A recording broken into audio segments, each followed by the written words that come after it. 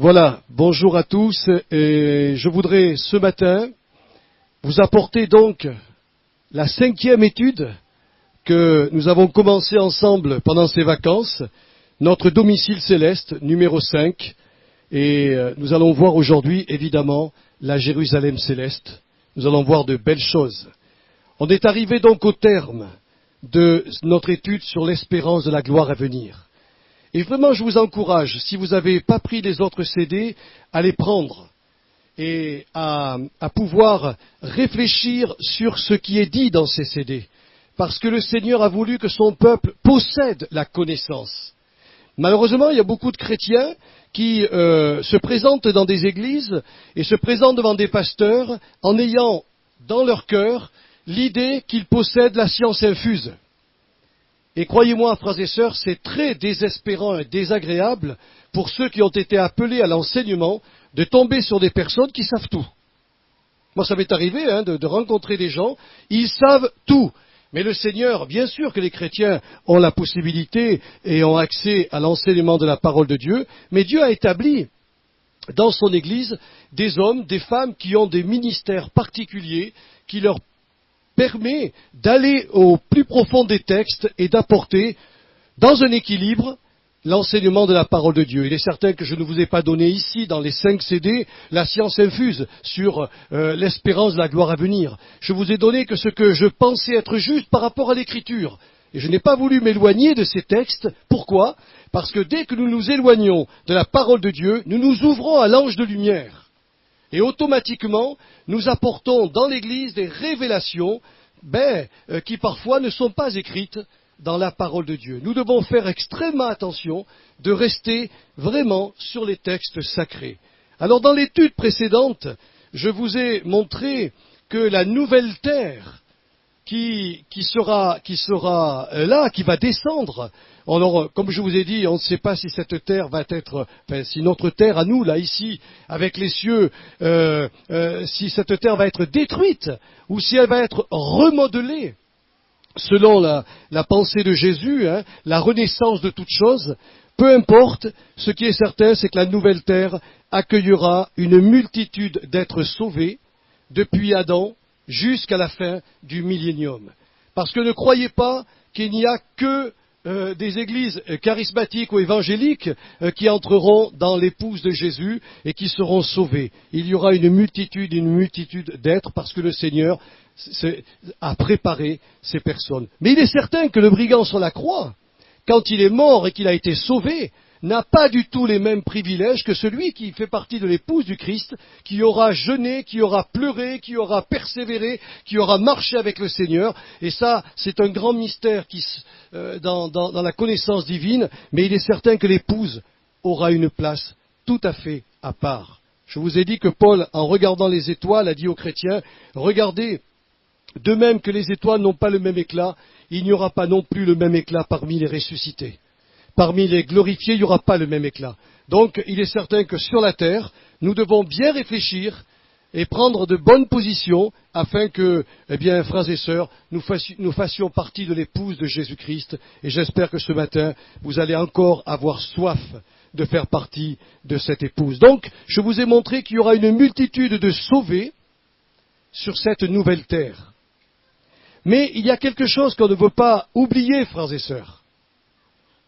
C'est que le Seigneur nous a montré dans sa parole que le jour de la fin, le jour où on arrivera à la fin, le Seigneur va se lever de son trône et il va remettre le royaume entre les mains de son Père. Il va lui redonner ce royaume. Mais pourquoi, frères et sœurs? Tout simplement pour que l'Église puisse vivre 2 bénédictions particulière, 2 promesses puissantes, et je vous en ai un petit peu parlé la semaine dernière. On a vu la première promesse, que l'Église, l'épouse de Jésus, atteigne la stature parfaite de Jésus-Christ, c'est-à-dire cet état de gloire où Dieu sera tout à l'intérieur de tous. Ça, c'est le premier privilège que nous avons trouvé dans la parole de Dieu, dans 1 Corinthiens 15, où il est dit, il se lèvera de son trône afin que Dieu soit tout à l'intérieur de tous. C'est quelque chose d'extraordinaire. on ne peut pas mesurer ce que ça va être, frères et sœurs. Je vous ai donné un aperçu, vous écouterez le CD, prenez-le, on ne va pas répéter ces choses, mais c'était la première promesse.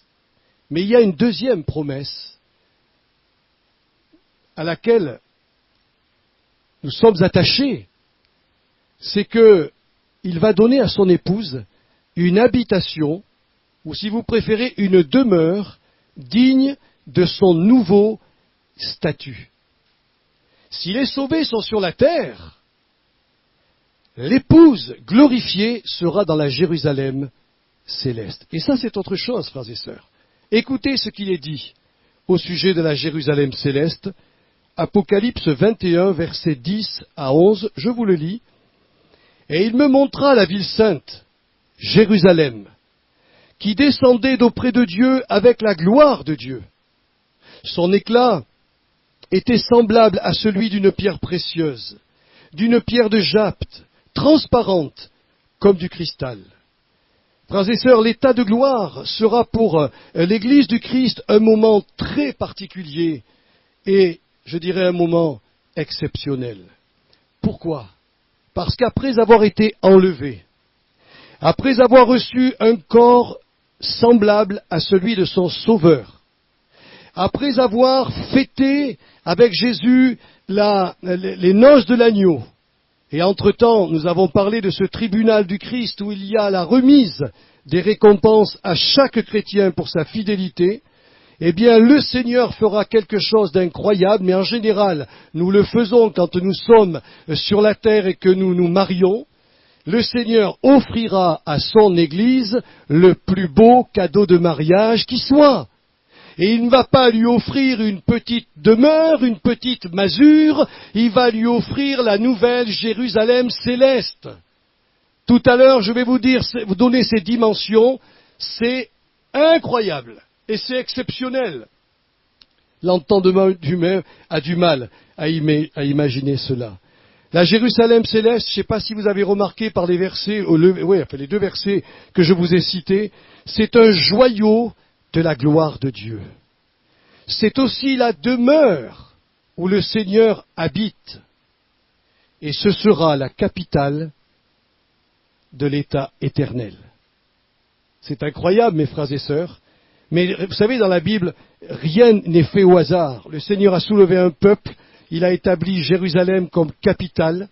Quand le règne millénaire de Jésus s'établira, Jérusalem sera la capitale de ce nouveau monde. Et dans l'état éternel, il y aura une Jérusalem qui sera notre capitale de l'état éternel et notre état de gloire.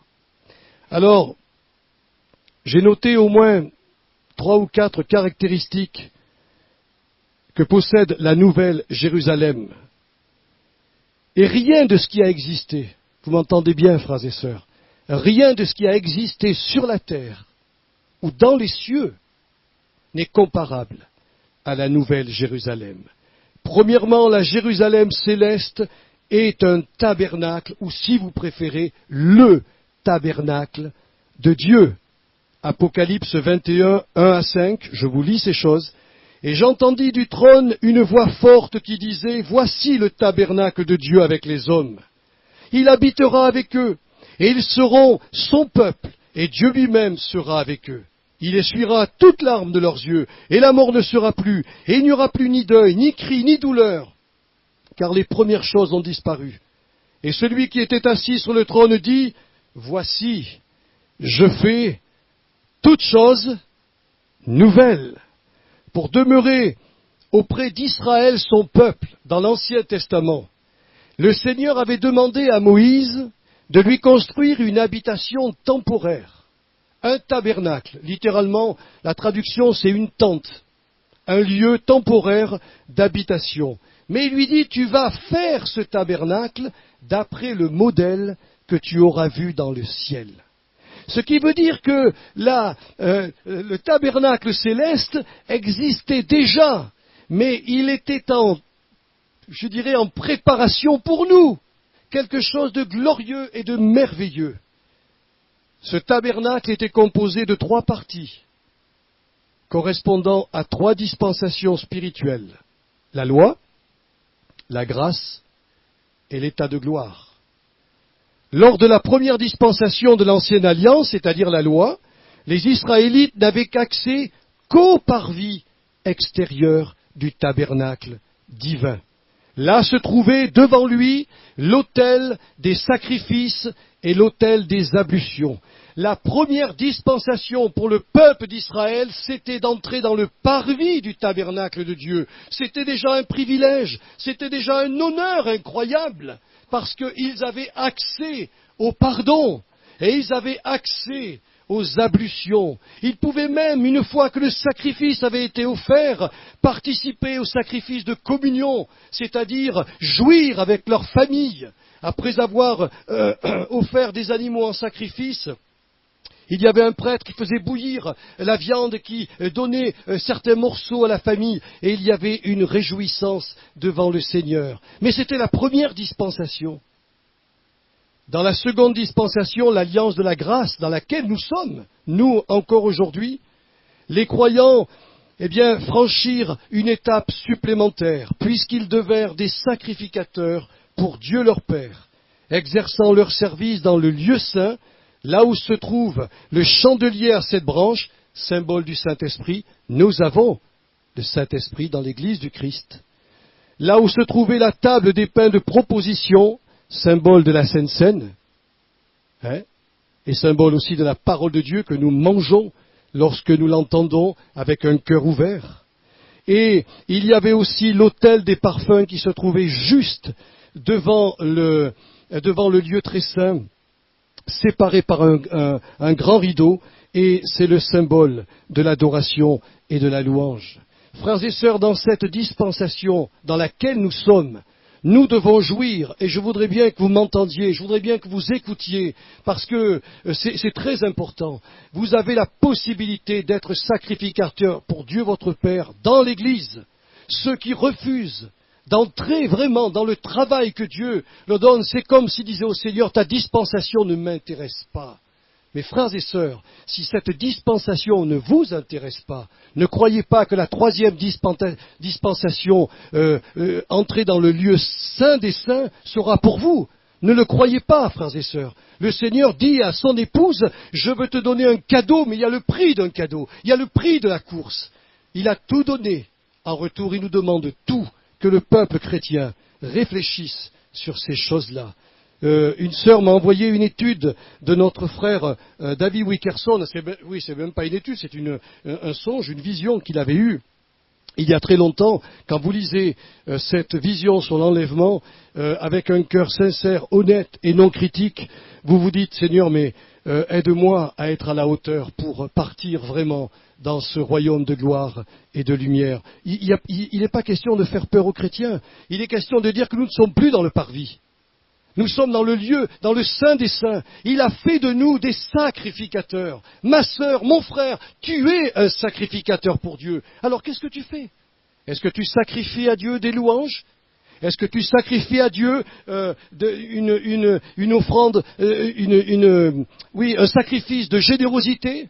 Est-ce que tu sacrifies à Dieu le choix de certaines dispositions morales de ta vie? Est-ce que tu lui sacrifies cela? Est-ce que tu lui donnes ta pensée? Comme dit l'apôtre Paul à Romains 12, offrez vos corps comme un sacrifice vivant, donnez votre intelligence pour qu'elle soit renouvelée. Est-ce que tu le fais? Le Seigneur te parle ce matin.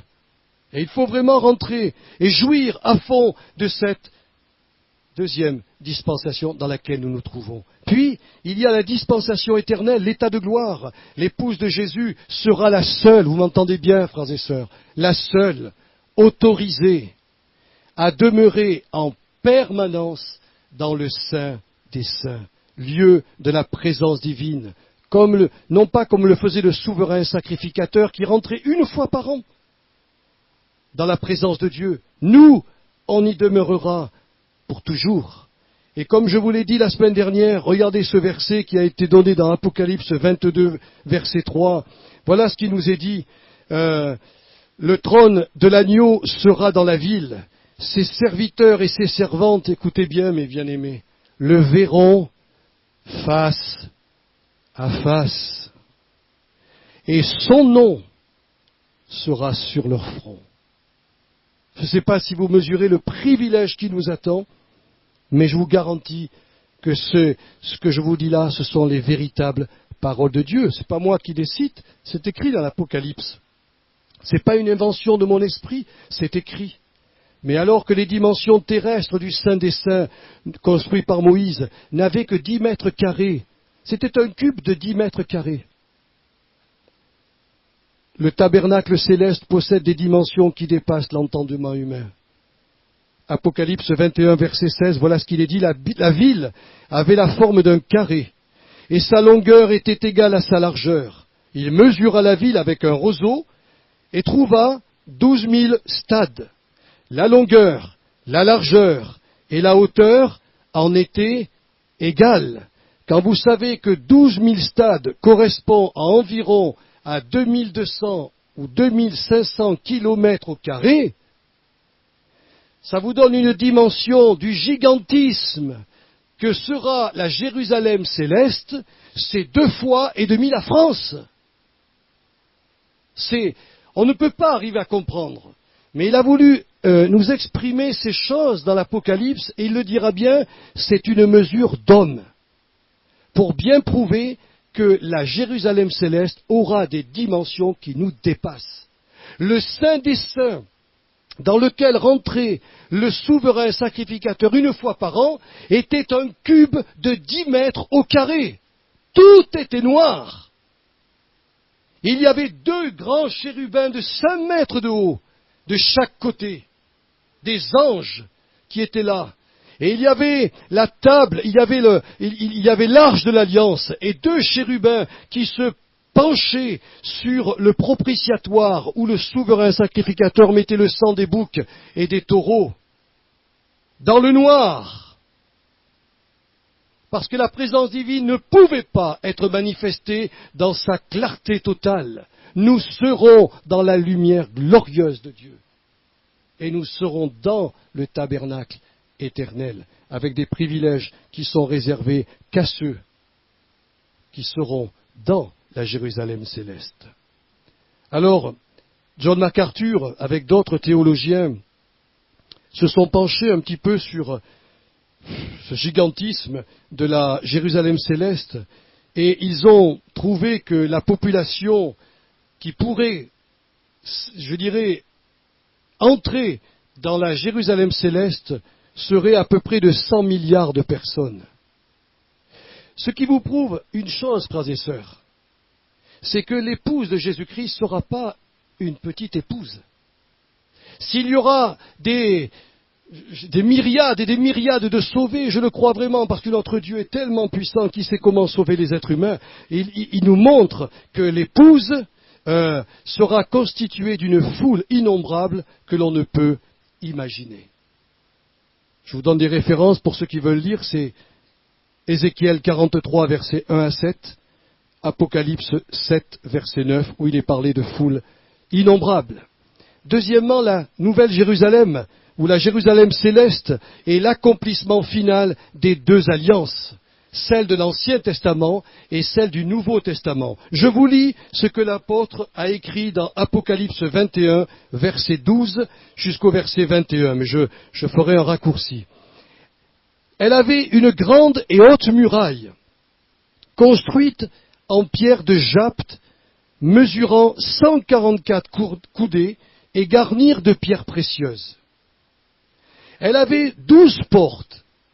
Et entre parenthèses, je vous fais remarquer que chaque porte était taillée dans une perle précieuse. Pas n'importe quoi. Chaque porte était taillée dans une perle précieuse. Et sur ces portes, 12 anges. Et des noms étaient inscrits, ceux des 12 tribus d'Israël. Un petit peu plus loin, il est dit, la muraille avait 12 fondements, ornés, elle aussi, de pierres précieuses. Et sur eux, les 12 noms des 12 apôtres de l'agneau. Ça ne vous dit rien, cela? La nouvelle Jérusalem est l'accomplissement final des 2 alliances. N'oubliez jamais qu'Israël a été appelé mon épouse par Dieu, dans l'Ancien Testament. Ce n'est pas simplement l'Église. Vous savez, il y a des gens qui disent l'Église est devenue maintenant l'Israël de Dieu. Faux, archi faux. L'Église est l'Église. Et Israël de Dieu sera l'Israël de Dieu. Si pour l'instant le peuple d'Israël a été mis de côté pour le salut des païens, il est certain qu'au jour de l'Antichrist, le peuple va retrouver toutes ses alliances, toute sa puissance et toute sa renommée, parce que Dieu veillera à accomplir toutes les promesses qu'il a faites sur Israël. Et il rassemblera plus tard dans l'éternité avec nous son épouse, Israël sauvé et l'Église. On sera ensemble l'épouse du Seigneur. Et il le montre par ces textes. Il y aura, comme dans toutes les villes antiques, la Nouvelle Jérusalem possédera aussi une muraille. Elle fait environ 70 mètres à 85 mètres de hauteur.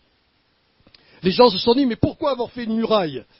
Pour montrer justement que là, on n'aura plus besoin d'être protégé des hommes violents, du diable et tout ça, puisque dans l'état éternel, ils ne seront plus là. Mais cela nous enseigne, frères et sœurs, la protection éternelle que Dieu étendra sur son Église et sur son épouse. Les portes ne seront jamais fermées. Il n'y a pas de clé dans l'éternité. Elles resteront toujours ouvertes. Mais je pense une chose, frères et sœurs, et ça, c'est mon point de vue personnel. C'est pour cela que je le rajoute en disant, ce n'est pas forcément une révélation. Mais je me suis posé la question, je dis, pourquoi, Seigneur, avoir mis 12 portes autour de la ville? Pourquoi avoir fait 12 fondements avec le nom des 12 apôtres de l'agneau et 12 portes avec les 12 tribus d'Israël? Eh bien, je vais vous dire une chose, ce que je pense personnellement, et vous me direz ce que vous en pensez, vous. Mais un jour, Jésus a dit à la Samaritaine, ne n'oubliez jamais, le salut vient des Juifs. Les patriarches nous ont annoncé le grand salut de Dieu. Jésus, notre Sauveur, né de la Vierge Marie, juif de naissance, a accompli ce salut. Et les 12 apôtres, eux-mêmes juifs, sont partis dans le monde entier poser le fondement du salut de Dieu. Oui, qu'on le veuille ou pas, aimons les Juifs, aimons le peuple d'Israël, car nos racines sortent d'eux. Et Dieu le rappellera pour l'éternité. Souvenez-vous qu'il est dit que les nations qui seront sur la nouvelle terre viendront apporter à Dieu leur adoration et leur louange. Et en passant les portes, ils verront le nom des patriarches et des 12 tribus d'Israël. Et en voyant les fondements ornés de pierres précieuses, ils verront le nom des 12 apôtres. Et quand ils rentreront, ils diront, béni sois-tu, ô Seigneur, de ce qu'un jour tu as soulevé la nation d'Israël pour annoncer ton salut au monde entier. Quand vous pensez que c'est en l'an 2000 que l'Église traditionnelle a reconnu le peuple d'Israël, pendant toutes ces années on l'a mis de côté. On a dit il faut persécuter les Juifs parce qu'ils ont tué notre Sauveur. Vous pensez que s'il était venu en France, on aurait fait mieux qu'eux? Non.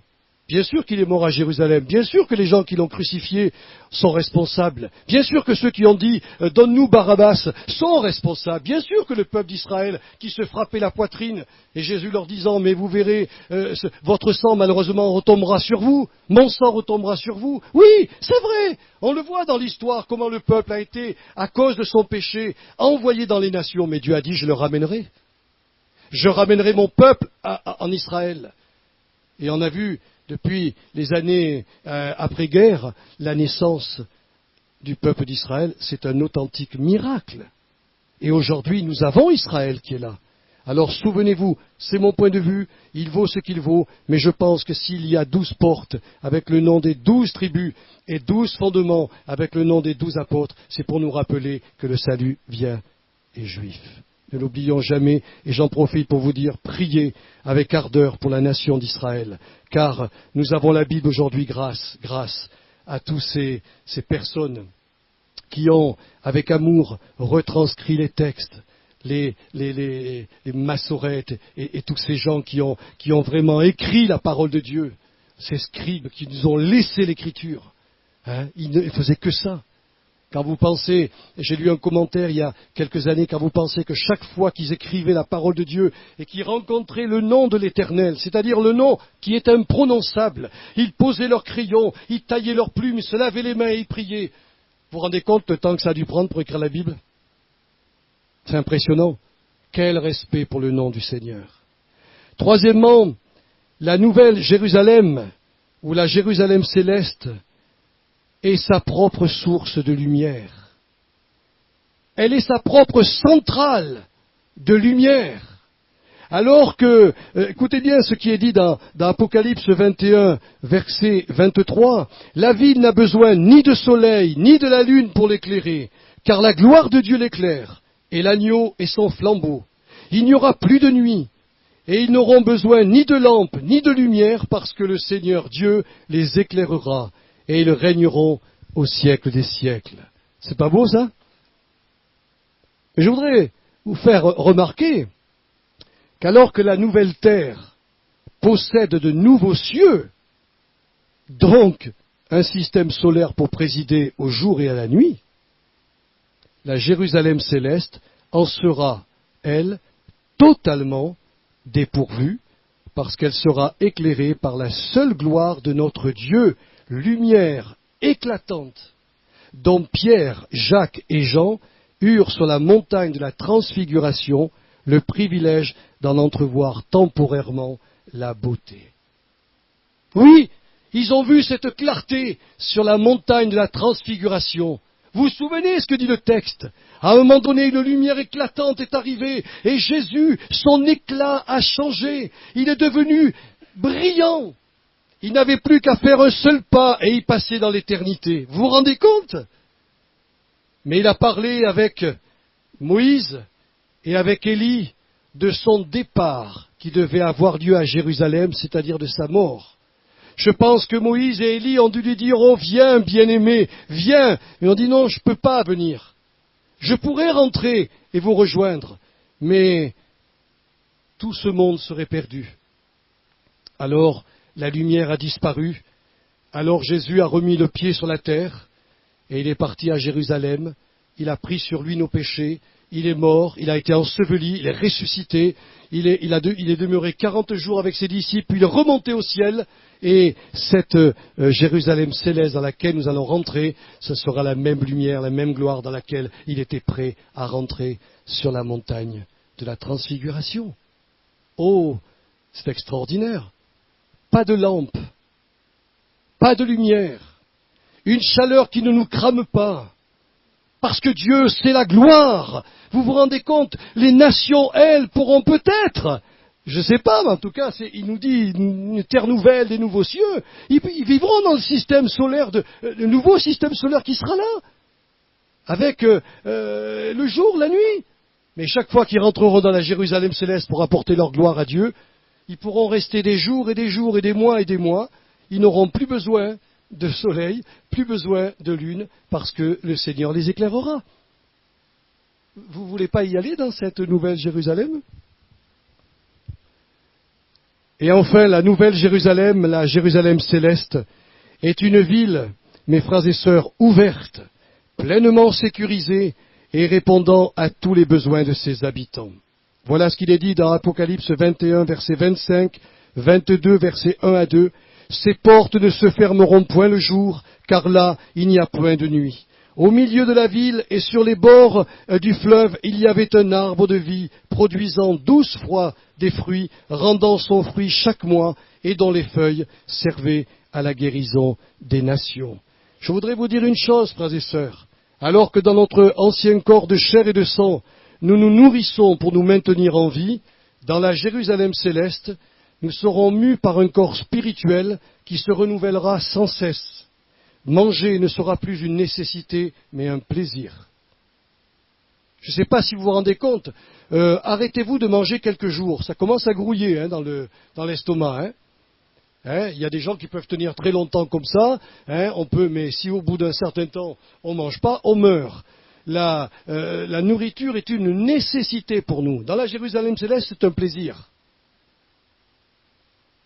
M'approcherai de toi, ma sœur, je prendrai un fruit, je dirai tiens, mange. et ensemble on mangera un fruit de l'arbre de vie. Par plaisir, mais simplement par plaisir. Même nos activités célestes dépasseront le cadre de l'adoration, parce que vous savez, il y a des gens qui m'ont dit, mais alors, on rentre au ciel, on ne fait qu'adorer, ça va être un petit peu casse-pompe et ennuyant. Mais non, ce n'est pas du tout ce que vous pouvez imaginer, frères et sœurs, car nous serons libres d'aller et venir dans les espaces infinis de l'univers divin. Il y aura tant de choses à voir et à explorer dans le royaume éternel de notre Dieu. Comment la Bible nous dit que personne ne peut sonder Dieu. Qu'est-ce que vous voulez sonder? Même dans l'éternité, on n'aura pas assez d'éternité pour sonder toutes les merveilles de notre Père.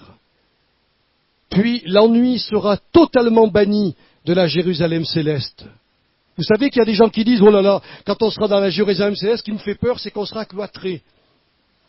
Oh, bien sûr, ce sera un cloître de 2500 km², mais quand même un cloître. Pas du tout, frères et sœurs. Vous savez ce qu'il est dit? Il n'y aura pas d'ennui, pourquoi? Dans le psaume 16, verset 11, il est écrit, il y a d'abondantes joies devant ta face et des délices éternelles à ta droite. Chaque fois que nous serons devant la face de Dieu, des joies, une joie, je ne peux pas exprimer ce que ça va être, mais plusieurs joies vont venir. C'est insondable. Et on aura des délices éternelles. Je ne sais pas ce que c'est, frères et sœurs. Ce que je peux vous garantir, c'est qu'au ciel, on ne s'ennuie pas. Les gens qui disent, profitons sur la terre. Ah oui, allons-y à fond. Donnons-nous, jouissons de cette vie sur la terre. Parce qu'après, quand on est mort, eh ben c'est terminé. Là-haut, on va s'ennuyer. Ils n'ont rien compris. C'est le contraire que nous dit la Bible. Tu dois vivre sur la terre, bien sûr, tu dois vivre sur la terre. Il n'y a aucun souci, il faut que tu vives sur la terre. Et chaque fois, on l'a vu jeudi dernier, si le Seigneur t'apporte le jour du bonheur, jouis de ce jour. Vraiment, profite-en à fond, parce que Dieu te le donne. Mais fais les bonnes priorités. Parce que ton passage sur la terre, c'est une goutte d'eau dans l'océan de l'éternité. Alors vous savez, on peut être heureux sur la terre, on peut connaître même beaucoup de belles joies. Ce n'est rien comparable au ciel. Au ciel, dans la présence de Dieu, on aura d'abondantes joies et des délices éternelles. Même nos relations seront changées, nous dit Jésus, lorsque nous serons au ciel, puisque à la résurrection, les hommes ne prendront point de femmes, aïe, et les femmes ne prendront point de mari, ouille, mais ils seront comme les anges du ciel. Car les fondements du mariage, l'aide, la protection et la procréation n'auront plus de raison d'être dans l'état parfait.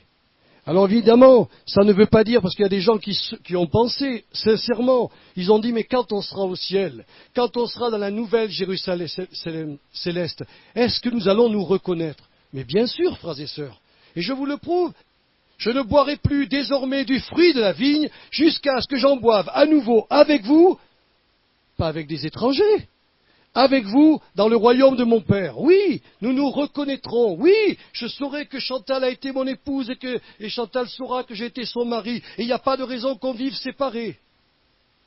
On vivra unis avec ceux que nous avons connus, ceux que nous avons aimés. Nous reverrons ceux qui nous sont chers. Nous reverrons l'épouse qui est partie avant le mari. Nous reverrons le mari qui est parti avant l'épouse.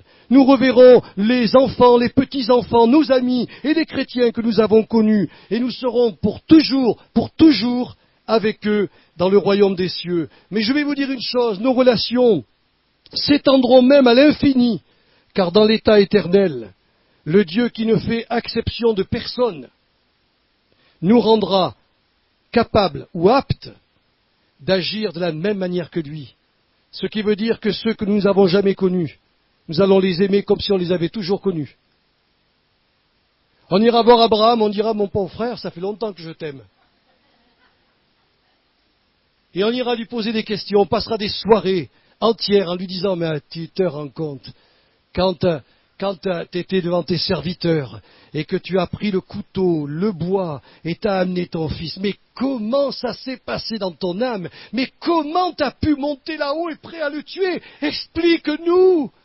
C'était pour nous un mystère. Et Abraham nous expliquera tout cela. Et à Moïse, j'irai lui dire, dis donc Moïse, 40 jours sans manger, sans boire. comment ça s'est passé?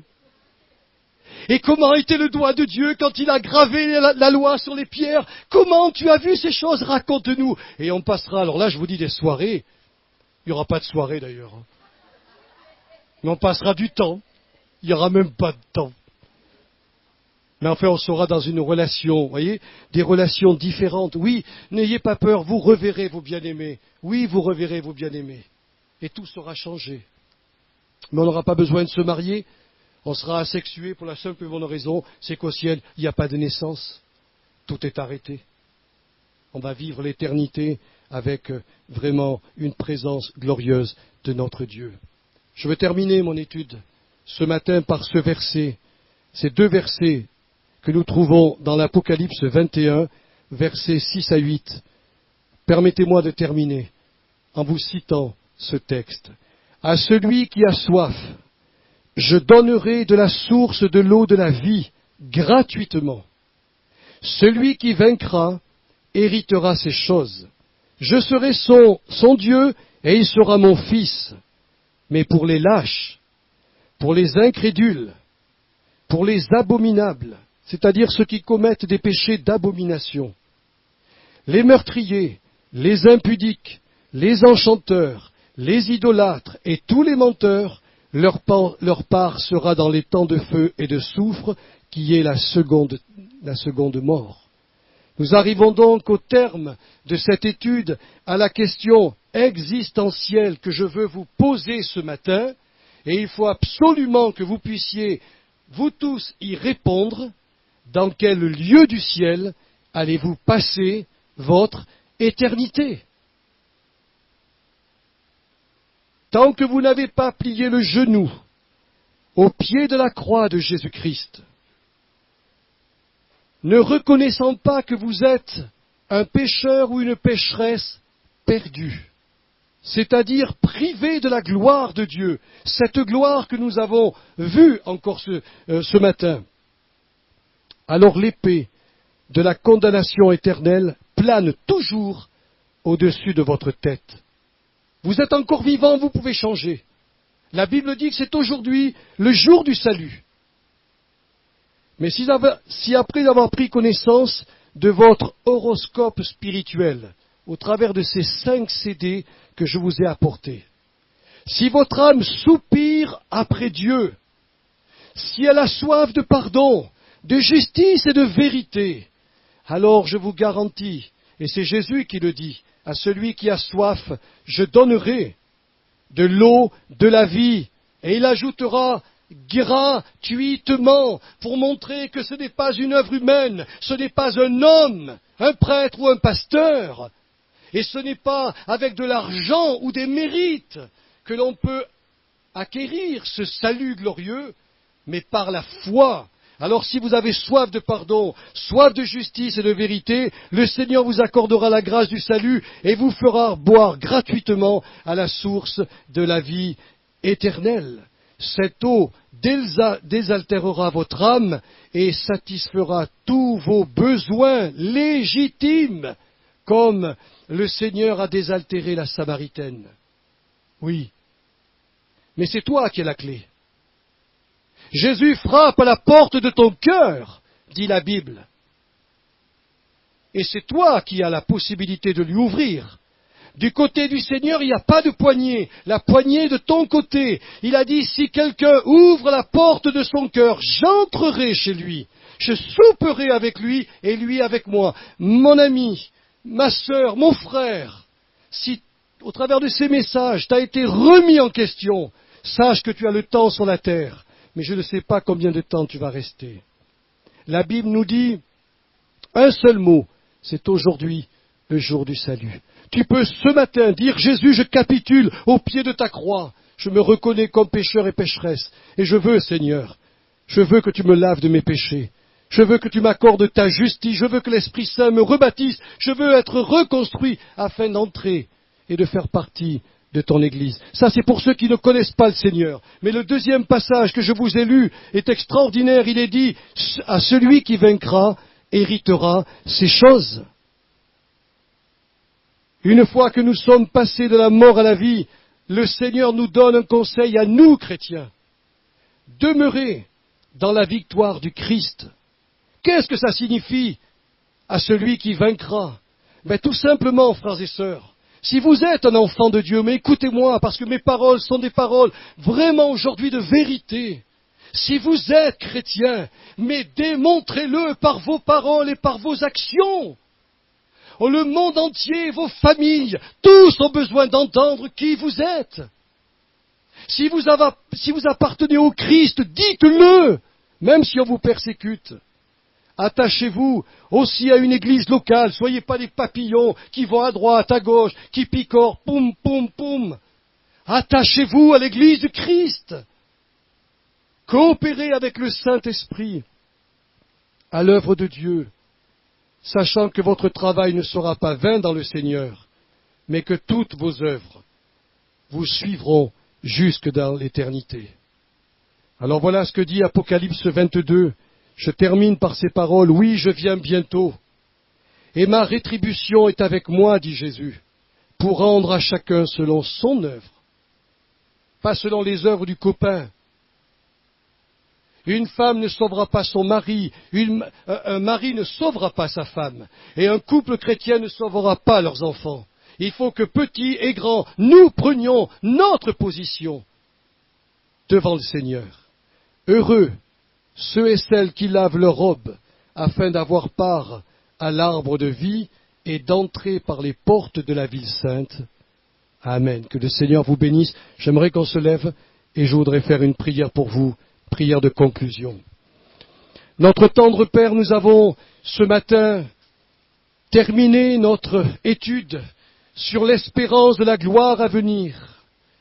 Et j'ai terminé cette étude avec cet appel à ceux qui ne te connaissent pas, Seigneur, à ceux qui peut-être sont au milieu de nous, mais n'ont pas encore pris position pour toi, sont encore avec une épée de Damoclès sur leur tête, c'est-à-dire la condamnation éternelle.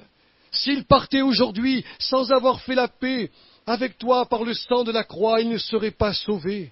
Mon Dieu, je te prie que le Saint-Esprit ce matin travaille les cœurs de ceux qui m'entendent et de ceux qui vont entendre ce message. Seigneur, qu'on ait le courage, qu'on ait le cran, qu'on ait la foi et l'humilité de plier le genou devant toi ce matin. Paul poussait un cri lorsqu'il prêchait. Je vous en supplie, soyez réconciliés avec Dieu par le sang de la croix. Seigneur, Esprit Saint, fais pénétrer ces paroles dans les cœurs, comme tu l'as fait au jour de la Pentecôte. Je ne demande pas qu'il y ait une connaissance intellectuelle du salut, je demande que la conscience soit transpercée, au point que les hommes et les femmes puissent dire « Que faut-il faire maintenant ?» afin qu'ils soient convaincus de péché, de justice et de jugement. Et pour ceux qui sont chrétiens, pour ceux qui te connaissent même depuis de longues années, Seigneur, tu nous dis à celui qui vaincra, je donnerai toutes ces choses, mais tu nous appelles à vaincre, à prendre notre croix, à te suivre, à faire des choix clairs dans notre vie, à marcher non pas en ennemi de la croix, mais en ami de la croix du Christ. À être un témoin fidèle, à Seigneur nous donner à toi, à travailler pour toi. Seigneur, que ce message aussi, que mes frères et mes sœurs ont entendu, ne reste pas lettre morte, mais pénètre leur cœur. C'est le désir de mon âme, c'est le désir de chaque prédicateur, c'est le désir du corps pastoral tout entier, de voir les chrétiens être enlevés et rentrer dans la nouvelle Jérusalem céleste, la demeure que tu nous donneras en cadeau de mariage. Seigneur, là aussi j'appelle le Saint-Esprit à apporter les convictions qu'il faut dans les cœurs. Travaille, Esprit Saint, travaille dans les cœurs, travaille dans les consciences, afin que personne ne se perde et que personne ne laisse, Seigneur, son héritage se détruire, que ce serait dommage. Et je veux te donner à toi ce matin la gloire, l'honneur, la puissance et le règne aujourd'hui et pour les siècles des siècles. Amen.